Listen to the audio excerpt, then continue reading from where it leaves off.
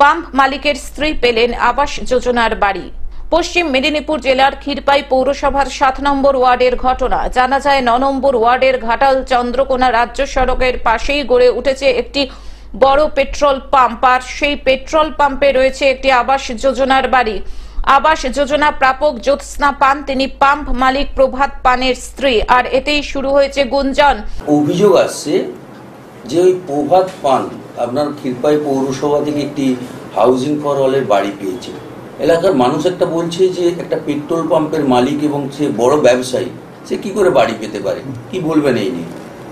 আমাদের বইটা ঠিক নয়। আমরা হাউসিং ফর অলের জন্য আমরা যে অ্যালটমেন্ট পেয়েছিলাম, আমরা 10টা ওয়ার্ডেই সেগুলোকে ডিস্ট্রিবিউশন করে দিয়েছি, এবং আমি খোঁজ নিয়ে জানলাম যে 9 নম্বর ওয়ার্ড থেকে ওর ওই বাড়ি বরাদ্দ হয়েছে। ওর নিজস্ব পুরনো বাড়ি আছে এবং মাটির বাড়ি, সেই বাড়িটাকে ও সংস্কার করবে বলে তখন আপিল করেছিল ওই ওয়ার্ডে। পরবর্তীকালে সেই ওয়ার্ড ওকে একটা বাড়ি অ্যালট করে, পুরনো বাড়ি তারা দেখেছে, কাগজপত্র দেখেছে, সেই মতোভাবেই ওকে দেয়া হয়।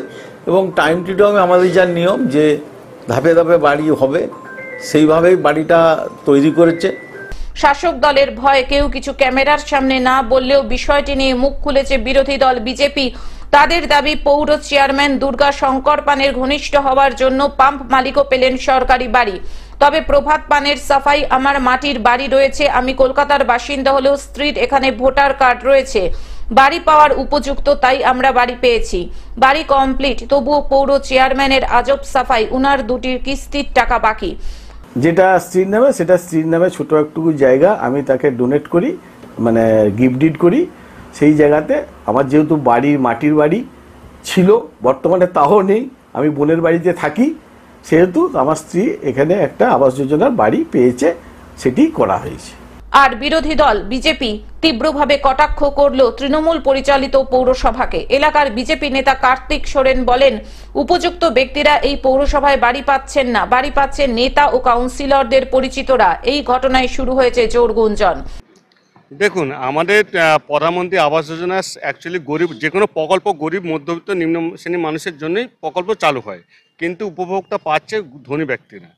আর জ্যোৎস্না যার নাম পান বলছেন, উনি কেন, ওনার মতো অনেক মানুষ ক্ষীরপায়ে হাই সোসাইটি মানুষরা এই আবাস যোজনায় নাম পেয়েছে, বাড়ি পেয়েছে, কমপ্লিট হয়ে বসবাস করছে। এই এখন জানতে পেরেছি ক্ষীরপাই পৌরসভা 1100 বাড়ি ক্যান্সেল হয়েছে, আর 1100টা বাড়ি গরিব মানুষদেরই ক্যান্সেল হয়েছে।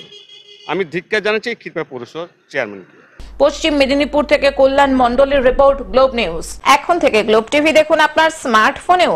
গুগল প্লে স্টোর অথবা অ্যাপল স্টোর থেকে ডাউনলোড করুন গ্লোব টিভি লাইভ অ্যাপ। এছাড়াও জিও টিভি অ্যাপ থেকেও দেখুন গ্লোব টিভি লাইভ।